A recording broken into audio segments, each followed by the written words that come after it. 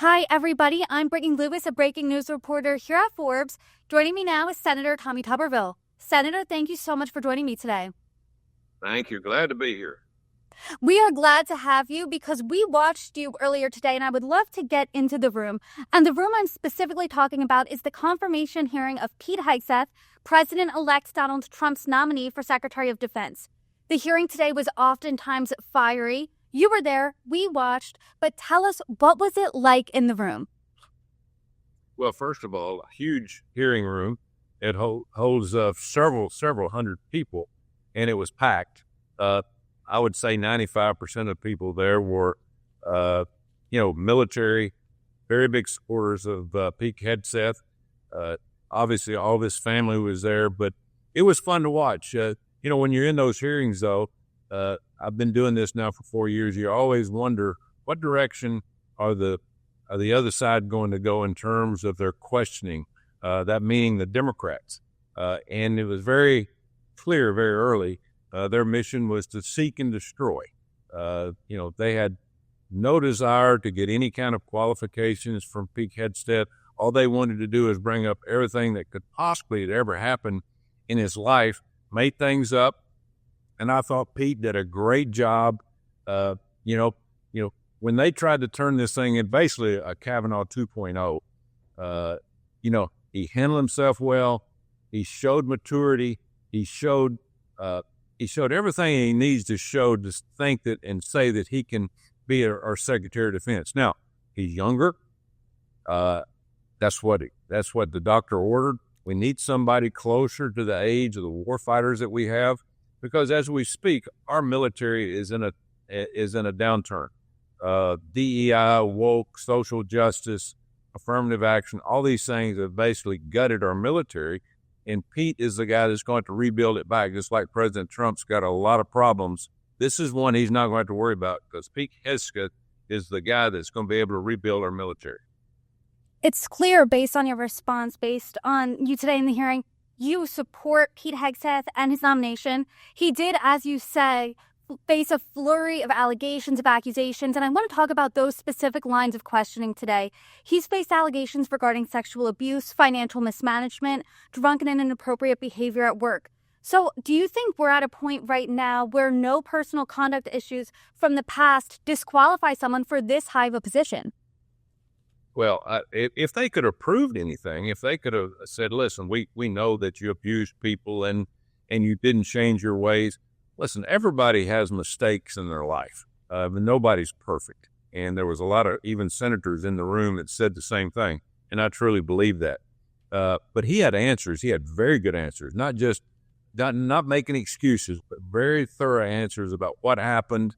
Did it happen? Did it not happen? He answered every question, and I think that really turned the Democrats up on their head because they weren't expecting him to be able to fight back with that much enthusiasm and with that much clarity of what happened in any of these allegations. So at the end of the day, again, he's going to be our next Secretary of Defense, and the Democrats are not going to have any say about it because we got enough votes to clear him. I was more worried about 4 or 5 of the Republicans that hopefully were watching the hearing that will turn them back to being very positive about Pete because they had shown concern about a lot of those same things that the Democrats have brought up today. That was going to be one of my last questions, but since you brought it up, I want to ask right now. Some senators were on the fence, some Republican senators were reportedly on the fence. Have you had conversations with them today after that hearing? Do you think that this hearing changed their minds? No, well, I haven't had a chance to talk to them. We all been in other meetings. We'll have that chance and opportunity tomorrow as we all get together as a group. But I don't. There's no way possible if you watch that hearing and you're non-biased and you were watching possibly the next head of the United States military, the most lethal fighting force in the world, can this guy get the job done? And he erased any doubts today that he was not prepared. He is totally prepared, totally qualified. And again, as he made some mistakes, he admitted that. But he overcame a lot of that by explaining some things that were pushed out there that were not true. So I think that we're going to have a very high vote on the Republican side. We won't get any of the Democrats. They're not going to vote for him. But that's fine. That's the reason elections have consequences. You think he's qualified? Senator Tammy Duckworth specifically said the opposite. She said essentially she didn't think he was qualified because she asked him about the ASEAN countries. He couldn't name one. Does that give you pause? No, it doesn't give me pause. I mean, you can ask a lot of questions, and that anybody, if you're a 4-star general, you would make some mistakes in any of these questions. You can't be prepared for every little thing that they're going to ask you. I promise you, the thing that Pete Hegseth will do, he will take a crash course in everything that he needs to talk about, study, needs to know about. And the other good thing about this is I've met a lot of the people that they're going to put around him, the Secretary of Air Force, Secretary of Army, Navy, all the people that are going to help him make decisions. And so, again, he goes all the way back to telling everybody, listen, this is President Trump's agenda. He is the new commander-in-chief starting next Monday. He is working for him. And a lot of things that Pete Hegseth will do will come from the White House, rightly so. That's what happens in this business. So, again, he and President Trump are on the same page of making our military great again. Senator, I'm Forbes, so I do want to ask you a question about finance. He's been accused of financial mismanagement, and he was questioned about that by your Democratic colleagues today in that hearing. Does that concern you at all? Do you think he has the experience to be able to manage a close to $900 billion budget should he be confirmed? Well, I don't think anybody's prepared to control a $900 billion budget, but I will tell you this. He will be audited, and he will turn out an audit next year. We haven't been able to get an audit from this military in the last 4 years. They haven't been accountable for anything. We've been losing money, leaking money, money going out the door right and left. And Pete Hegseth, one of his main jobs will be to make sure that the American taxpayers' money is spent and spent in the right way towards our military and making it stronger. Senator, you were sat next to Senator Mullen today, and Senator Mullen took issue with some line of questioning, especially from Senator Tim Kaine. And this was arguably one of the most contentious parts of that hearing. Based on just us watching it from the cameras, I don't know about it in the room, but it definitely was contentious. And Senator Kaine really went there with questions about Hegseth's multiple affairs and a child out of wedlock. When you were sitting there, what did you think about that, and did you think it was appropriate? I thought it was a great comeback. Senator Kaine got way over his skis, going after personally about the things that happened 10, 12, 14, 15 years ago. It explained all of that. And I think that when it came to Senator Mullen, he was, as I was, he was embarrassed by that questioning because of all the people that were in the room. And Senator Mullen basically come back and threw it right back in his face as a senator. As somebody that, that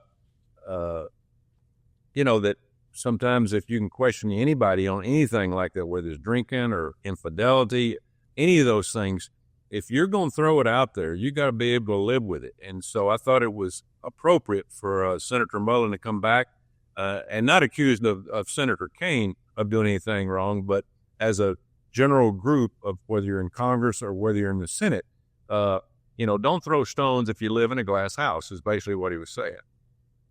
And he did say that he's seen senators come and vote when they were drunk. Have you ever seen that behavior?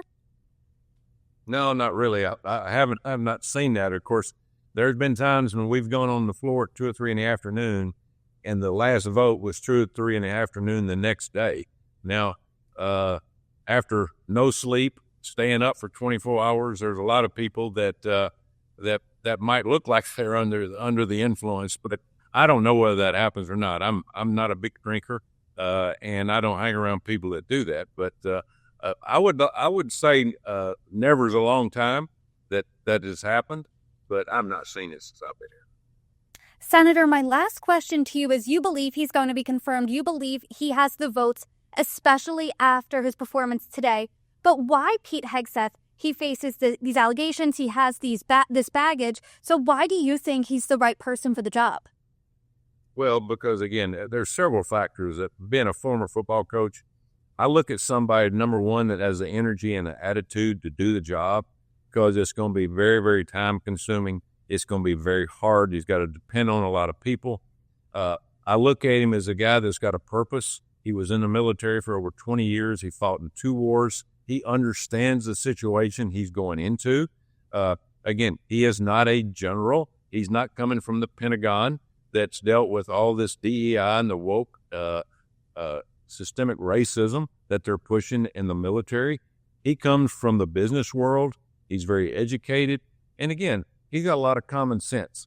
And he will be the leader of our military, but the guy that's going to call a lot of the shots that he's going to have to work very closely with is President Trump.